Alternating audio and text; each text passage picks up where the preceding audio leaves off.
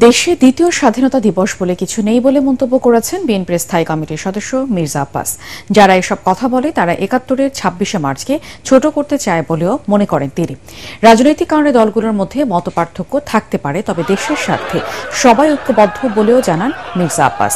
এদিকে ৭১-২৪কে যারা মুখোমুখি দাঁড় করাতে চায় তাদের উদ্দেশ্য সৎ নয় বলে জানিয়েছেন এনসিপির আহ্বায়ক নাহিদ ইসলাম। কোনো দলকে ক্ষমতায় বসাতে বিচার ও সংস্কার ছাড়া নির্বাচন দেয়া হলে জনগণ তা মেনে নেবে না বলেও জানান তিনি। জাতীয় স্মৃতিসৌধে মহান স্বাধীনতা ও জাতীয় দিবস উপলক্ষে আলাদাভাবে শ্রদ্ধা জানিয়ে তারা এসব কথা বলেন। একটা নতুন একটা আস্বাদ পেয়েছি। অনেকে বলে দ্বিতীয় স্বাধীনতা। আসলে আজকে স্বাধীনতা দিবস প্রমাণ করবে দ্বিতীয় স্বাধীনতা বলে বাংলাদেশে কিছু নাই। যারা বলে তারা আজকের স্বাধীনতা দিবসকে একটু খাটো করতে চায়, অর্থাৎ ৭১-এর স্বাধীনতা তাদের কোনো ভূমিকা ছিল না, সুতরাং এই দিনটাকে তারা খাটো করতে চায়।